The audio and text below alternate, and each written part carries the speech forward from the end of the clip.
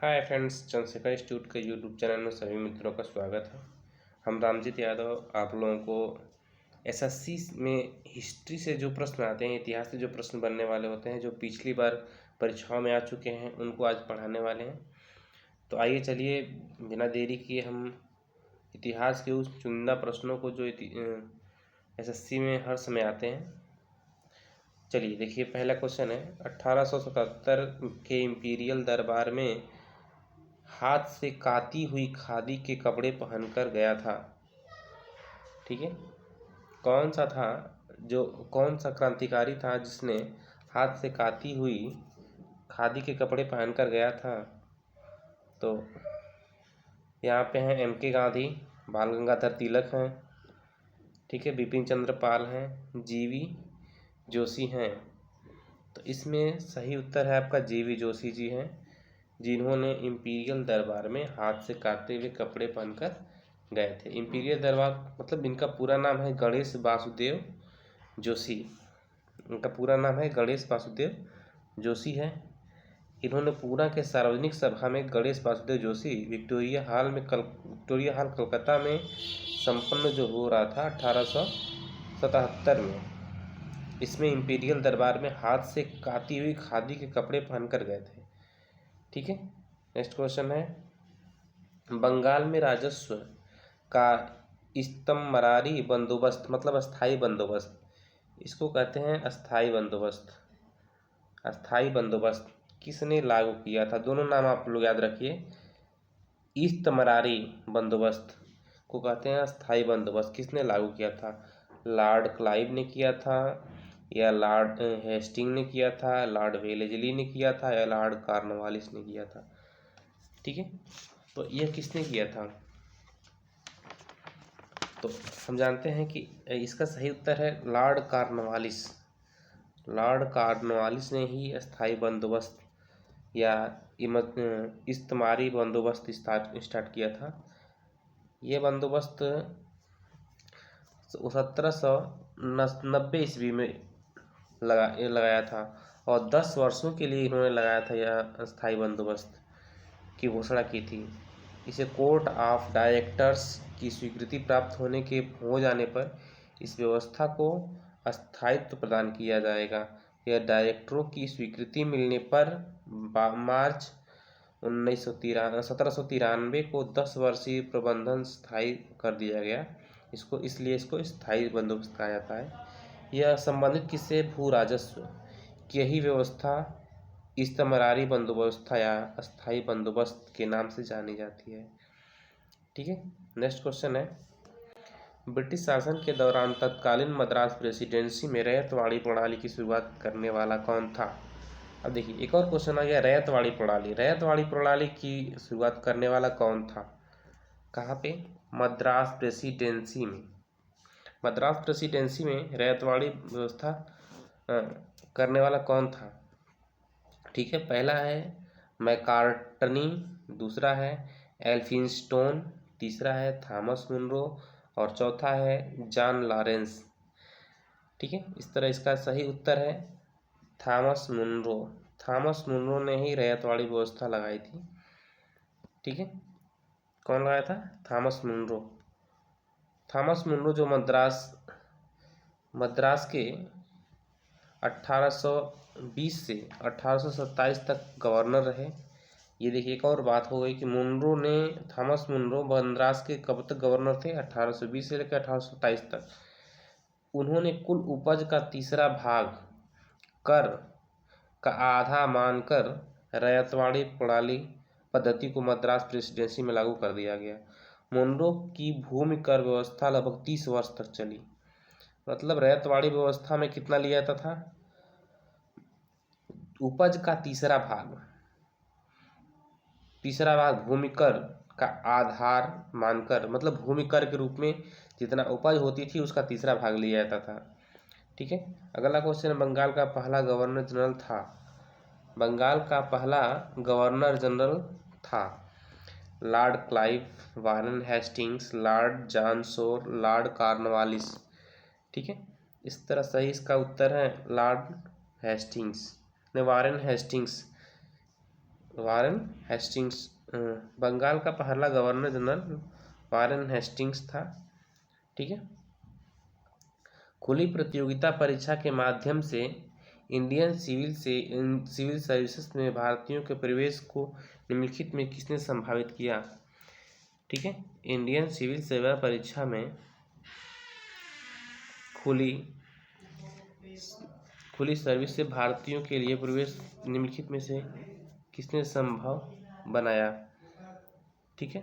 तो विलियम बेक्टिन ने बनाया था, कि डालहौजी ने बनाया था, कि मेयो ने बनाया था, या रिपन ने बनाया था?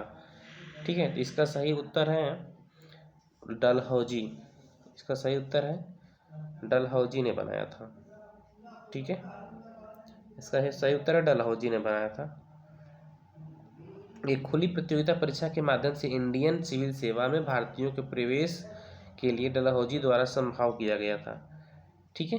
नेक्स्ट क्वेश्चन है, भारतीय सिविल सेवा में अर्हता प्राप्त प्रथम भारतीय कौन था? मतलब भारतीय सिविल सेवा में पहली बार ज्वाइन करने वाला भारतीय कौन था? सुरेंद्रनाथ बनर्जी था, सत्येंद्रनाथ टैगोर था, सुभाष चंद्र बोस थे, या रविन्द्रनाथ टैगोर थे? कौन था? तो ये हो जाएगा सत्येंद्रनाथ टैगोर। पहला सिविल सेवक भारत का प्रथम भारतीय कौन था? सिविल सेवा मतलब भारतीय सिविल सेवा में अर्हता प्राप्त करने वाला सत्येंद्रनाथ टैगोर थे। ठीक है। सिविल सेवा में चुने गए पहले भारतीय सत्येंद्रनाथ टैगोर 1800 कब चुने गए थे? 1863 ईस्वी में थे। दूसरे सुरेंद्रनाथ बनर्जी थे, जिनका चयन 1869 में हुआ था। ठीक है। नेक्स्ट क्वेश्चन चल रहा है, किस गवर्नर ने भारत में पहली बार सिविल सेवा की शुरुआत की? सिविल सेवा की शुरुआत करने वाला प्रथम गवर्नर कौन था भारत में? किस गवर्नर ने भारत में पहली बार सिविल सेवा की शुरुआत की? Lord Cornwallis, Lord Dalhousie, Lord Wellesley, या लॉर्ड हेस्टिंग्स? तो लॉर्ड कॉर्नवालिस ने पहली बार भारत में सिविल सेवा की शुरुआत की। लॉर्ड कॉर्नवालिस भारत में सिविल सेवा का जन्मदाता माना जाता है। इसको सिविल सेवा का जन्मदाता माना जाता है लॉर्ड कॉर्नवालिस को। इस सेवा में 1853 ईस्वी में खुली प्रतियोगिता परीक्षा होने लगी, और यह परीक्षा प्रारंभ में इंग्लैंड में होती थी, लेकिन बाद में यह 1923 से भारत में ही होने लगी है। ठीक है। इंग्लैंड के हाउस ऑफ कॉमन्स द्वारा भारत के किस गवर्नर जनरल का पर महाभियोग चलाया गया था? इंग्लैंड के हाउस ऑफ कॉमन्स द्वारा भारत के किस गवर्नर जनरल पर महाभियोग चलाया गया था?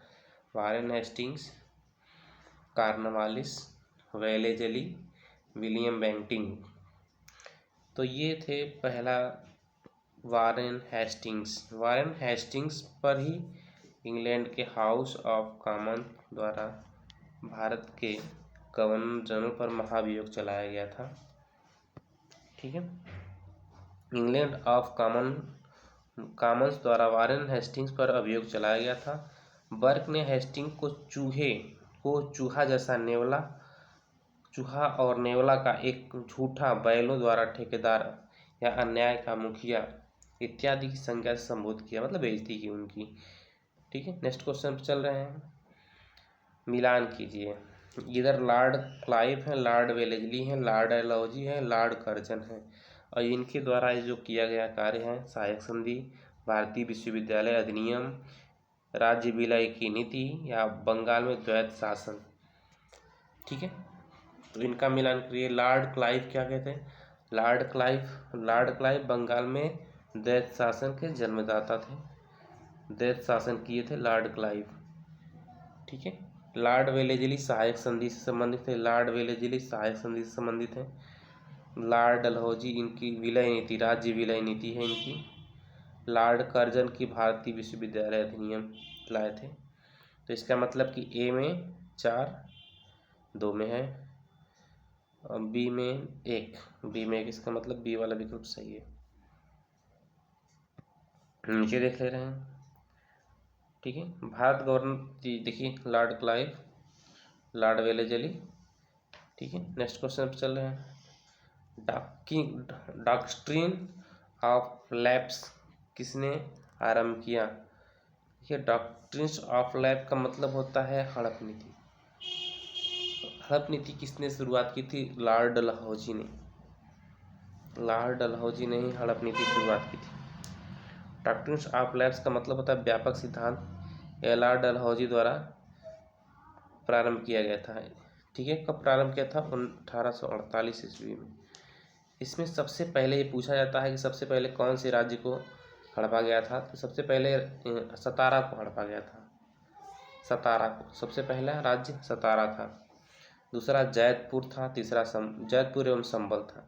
सबसे पहला को कई बार पूछा जा चुका है परीक्षाओं में, सतारा। डलहौजी द्वारा सबसे पहला राज्य हड़पा जाने वाला सतारा था।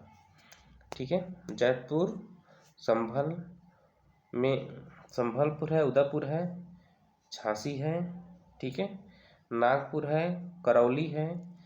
ठीक है, ये सब राज्य हैं जो अंग्रेजों द्वारा हड़पे गए थे डलहौजी की नीति द्वारा। स्वतंत्र भारत का पहला गवर्नर जनरल कौन था? जब भारत स्वतंत्र हो जाने के बाद स्वतंत्र भारत का पहला गवर्नर जनरल कौन था? तो सी राजगोपालाचारी थे, एस राधाकृष्णन थे या लॉर्ड माउंटबेटन थे। ठीक है, तो स्वतंत्र भारत का पहला गवर्नर जनरल लॉर्ड माउंटबेटन थे। अगर तो स्वतंत्र भारत का पहला वैसे कहता तो दूसरा कुछ हो जाता। ठीक है, नेक्स्ट चल रहे हैं, देखिए स्वतंत्र भारत का पहला गवर्नर जनरल लॉर्ड माउंटबेटन थे। अंतिम गवर्नर जनरल भारतीय जो थे वो सी राजगोपालाचारी थे। लॉर्ड कर्जन के वायसराय होने के दौरान निम्न में से कौन सी घटना नहीं घटी? बंगाल का विभाजन नहीं हुआ, पुरातत्व विभाग की स्थापना हुई, द्वितीय दिल्ली दरबार बना, भारतीय राष्ट्रीय कांग्रेस का गठन हुआ। ठीक है, तो इसका मतलब बताइए इसको कौन है, कौन सा आंसर है, कौन सा नहीं होगा? ठीक है, तो भारतीय राष्ट्रीय कांग्रेस का गठन जो है 18 बहुत पहले ही हो गया था। ये लॉर्ड कर्जन के समय में नहीं हुआ था। ठीक है, भारतीय राष्ट्रीय कांग्रेस 1858 ईस्वी में बन गई थी। ये लॉर्ड डफरिन के समय में हुआ था। ठीक है, ये लॉर्ड डफरिन के समय में हुआ था। पुरातत्व विभाग की स्थापना हुई थी लॉर्ड कर्जन के समय में।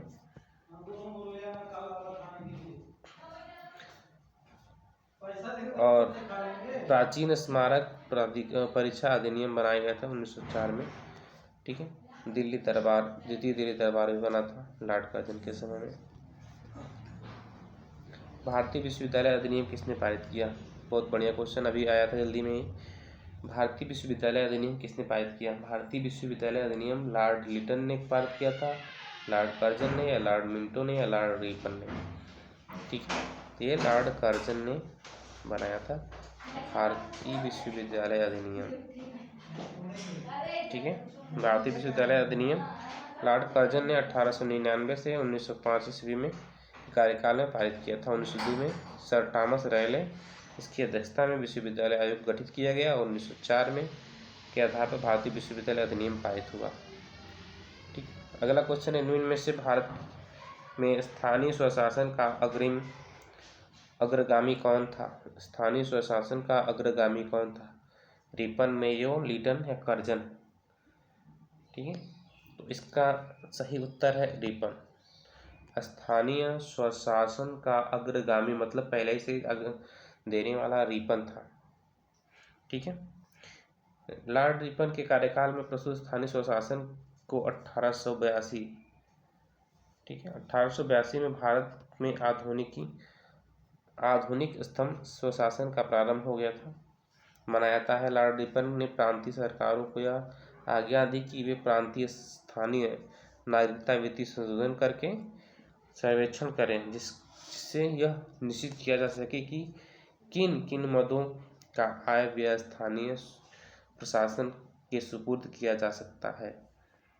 नेक्स्ट क्वेश्चन पे चल रहे हैं कि निम्न में से कौन भारत का प्रथम वायसराय था? भारत का प्रथम वायसराय कौन था? ठीक है, भारत का पहला वायसराय, प्रथम मतलब किस पहला वायसराय कौन था? ठीक है, इस क्वेश्चन को चलिए देखें। तो इसका लॉर्ड कैनिंग था। भारत का प्रथम वायसराय लॉर्ड कैनिंग था। ठीक, लॉर्ड कैनिंग।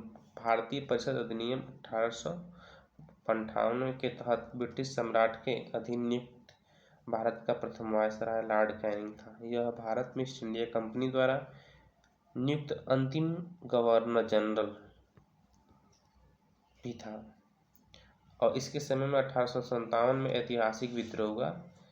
ठीक है, शासन ने अपनी सत्ता ब्रिटिश नियंत्रण में ले लिया और इन्हें व्यापक सिद्धांत और राज्य विलय नीति को समाप्त कर दिया और इसीलिए 1856 में इन्होंने ही विधवा पुनर्विवाह अधिनियम पारित किया।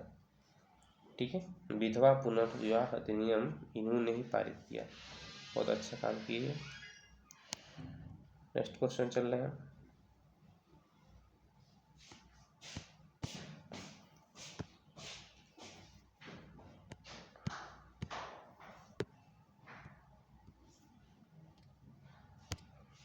चलिए, इतना आपको क्वेश्चन इतना ही था। ठीक है, वीडियो देखने के लिए बहुत बहुत धन्यवाद।